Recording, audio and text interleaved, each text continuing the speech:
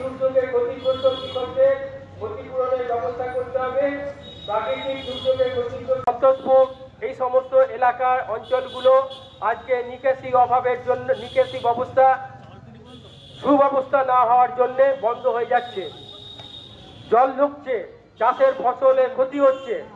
সেই জন্যে নিকাশি ব্যবস্থার উপরে বিডিও সাহেবকে বলেছি আপনি একটু গুরুত্ব দিন যাতে ভালোভাবে করা যায়, নিকাশি জল চাষিরা যাতে ভালো করে চাষ করতে পারে, এটার উপরে উনি ব্যবস্থা নেবেন বলেছেন।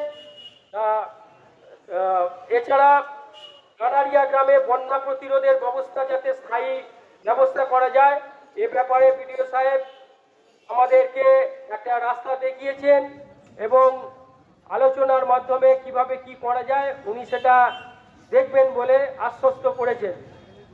এছাড়া আমাদের দাবি ছিল যে পাট্টা ও বর্গা জমি থেকে উচ্ছেদ হয়ে যাচ্ছে অনেক, সেগুলো যাতে বন্ধ হয় সেটা বিডিও সাহেবকে দেখতে হবে। উনি বলেছেন যে এ ব্যাপারে উনি প্রয়োজনীয় পদক্ষেপ নেবেন, যদি সঠিক কোনো বক্তব্য থাকে, সঠিক কোনো অভিযোগ থাকে ওনাকে জানাতে বলেছেন।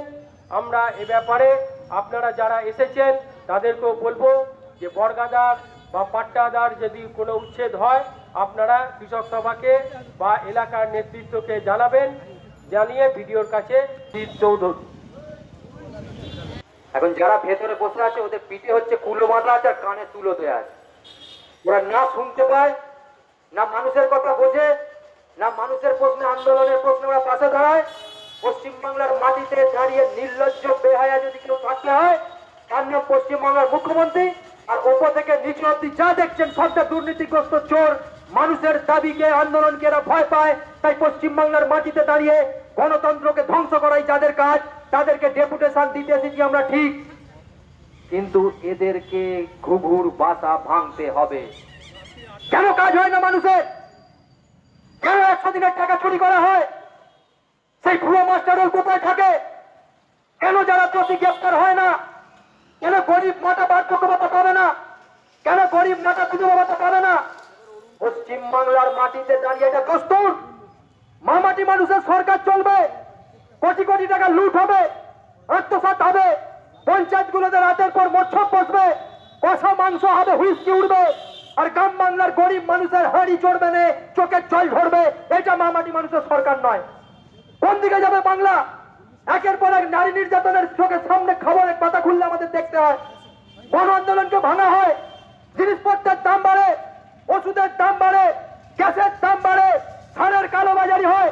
কোথায় থাকে এডিও, কোথায় থাকে বিডিও? কেন 1800 টাকার সার 2400 টাকা বিক্রি হবে? কেন 1800 টাকার সারকে প্রিন্টের বাইরে যে 2300 টাকা বিক্রি হলে এখানে বসে থাকবেন, যাবেন না মার্কেটে? কেন পশ্চিমবাংলার মাটিতে দাঁড়িয়ে কৃষক ফসলের দাম পাবে না? কেন পশ্চিমবাংলার মাটিতে দাঁড়িয়ে কৃষককে আত্মহত্যা করতে হয়? কেন পশ্চিমবাংলার মাটিতে দাঁড়িয়ে খেত মজুর তার মজুরি পাবে না? এর জবাব এদের কাছে নেই।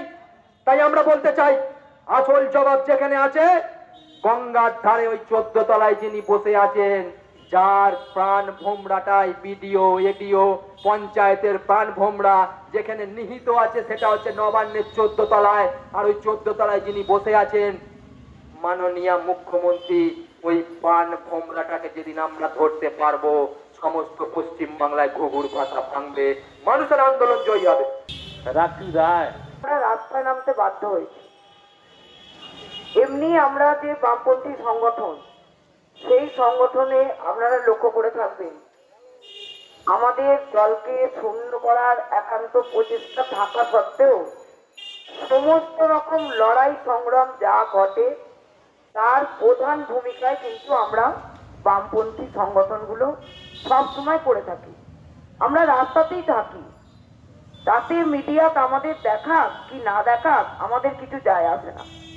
আমরা মানুষের যে চোখ, সেই চোখে তারা দেখে যে আমরা কি করতে চাইছি, কি যাচ্ছি। আপনারা দেখে থাকবেন যে গত কয়েকদিন যাবৎ কি চলছে আমাদের পশ্চিমবাংলায়। পশ্চিমবাংলার মুখ্যমন্ত্রী একজন মহিলা এবং তিনি নাকি এসেছেন মা মাটি মানুষের নেত্রী হিসাবে। তিনি মা প্রথমেই বলছেন মাটি মানুষ এদের নিয়ে চলবেন বলে এসেছে এবং ওনার স্লোগান হচ্ছে বদলা নয় বদল চাই। আজকে দেখুন প্রতিটা ঘটনার ক্ষেত্রে উনি কি করছেন সেগুলোকে 11 সালের পর থেকে প্রতিনিয়ত বদলা নিয়েছেন। মা বোনেদের উপর অত্যাচার করেছেন, মা বোনেদের তাদের বাড়ির লোকেদের উপর অত্যাচার করেছেন, জেলে ভরেছেন, কিন্তু এর কোনো প্রতিকার ওনার কাছে চাইতে গেলে উনি সেটা করতে পারেন।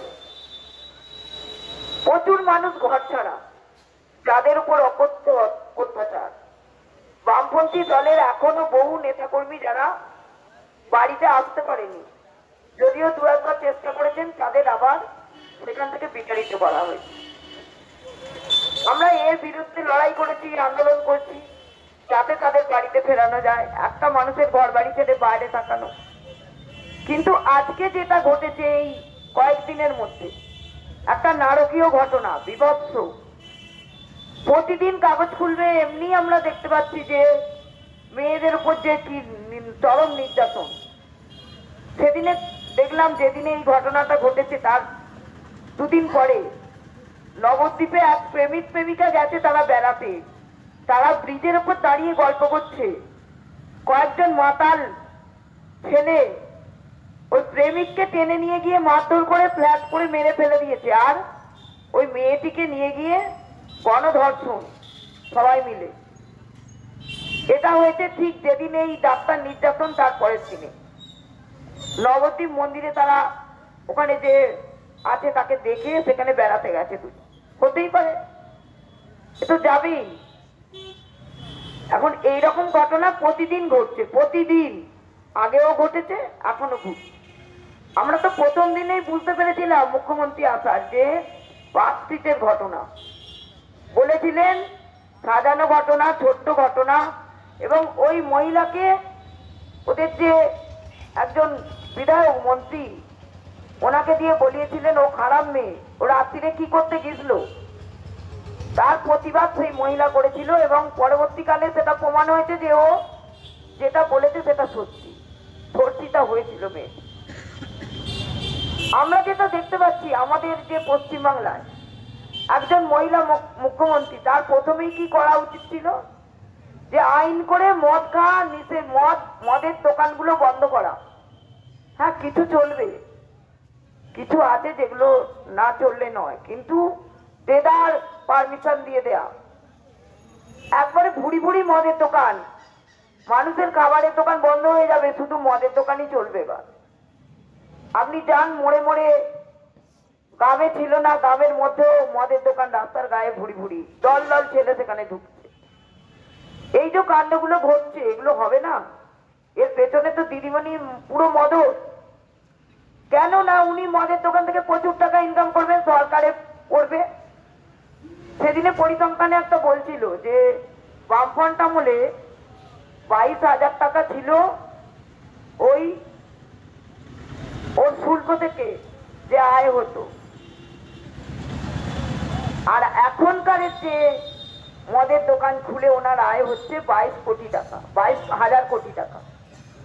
কোথা থেকে কোথায় দাঁড়িয়েছে?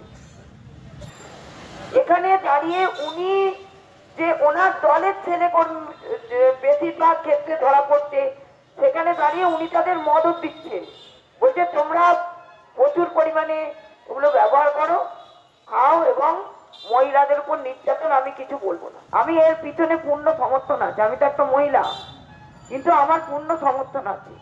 আমরা এটা বিশ্বাস করি ওনার মদতে হচ্ছে আজকে যেটা হচ্ছে। আমরা মহিলারা যারা বামপন্থী সংগঠনের এটা বিশ্বাস করি, এবং তার জন্যই আমাদের লড়াই। ডাক্তারদের মৃত্যুটাকে কি নৃশংস, কি চাপা দেওয়ার অন্তিম, তার সেটাকে এখনো অব্দি চলছে। কি করে চাপা দেব? সমস্ত প্রমাণ লোপাটের চেষ্টা চলছে। কি করে হয়? একটা যে ঘরটায় খুন হলো সেখানটা তো ঘিরে রাখে দেখেছি আমরা, ক্রাইম নিয়ে আমরাও বিভিন্ন বইপত্র পড়া, সিনেমা দেখা, নাটক দেখা, যে ক্রাইম যেখানটা হয়, যেখানে মার্ডার হয়, সেখানে তো একটা জায়গা পুলিশ ঘিরে রাখে, সে জায়গায় কারুকে তো যেতে দেয় না। কিন্তু আমরা যে ফুটেজ পাওয়া গেছে তাতে কি দেখলাম, যে সেখানে অজস্র ডাক্তার, উকিল সবাই হাজির হয়ে গেছে। কি করে ঘটনাটাকে চাপা দেওয়া যায়? প্রমাণ লোপাটের যত রকমের প্রচেষ্টা আজকে উনি করছেন। এবং ওই যে সঞ্জীব ঘোষ, ওনার এত প্রিয়, অত্যন্ত প্রিয়, বোধহয় সন্তানের থেকেও প্রিয়, তাকে আড়াল করার কি প্রচেষ্টা, তাকে দিয়ে সব রকম ভাবে খারাপ কাজ করিয়েছেন উনি। তার অংশ ওনার কাছে যেত, সেই খারাপ কাজের নায়ক সেই সঞ্জীব ঘোষকে আড়াল করার এবং মুহূর্ত মধ্যে একটা হাসপাতাল থেকে একটা হাসপাতালে বদলি, যেটার কোনো আইন নেই, কোনো বইপত্র ঘেটে দেখা যাবে না যে এত দ্রুত একজনকে বদলি করে দিতে পারে একটা কলেজ থেকে তাকে পদত্যাগ করা মাত্র, এটার কোনো আইন নেই। কিন্তু এই মুখ্যমন্ত্রীর আমলে সবই চলে।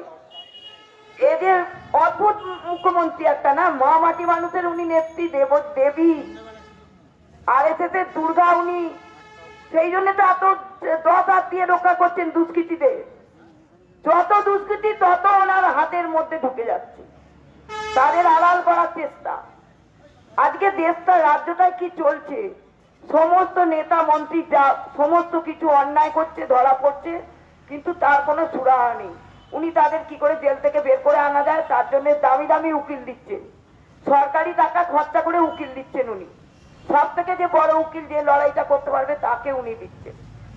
কিন্তু একটা কথা ওনাকে মনে করিয়ে দিতে হবে, জনগণ যখন খেপে তখন সমস্ত, আমরা তাই তো দেখেছি, আমরা তো তাই জানি যে সমস্ত কিছু নস্বাত হয়ে যায়, সব কারচুপি সব কিছু নস্বাত হয়ে যায়। কি দেখলেন 14 তারিখ রাতে একটা মহিলা অরাজনৈতিক, তাকে হাজার হাজার মহিলা সারা পশ্চিমবঙ্গ রাতের কলকাতা দখল করে দিল এবং তার সাথে পুরুষরাও অংশগ্রহণ করেছে।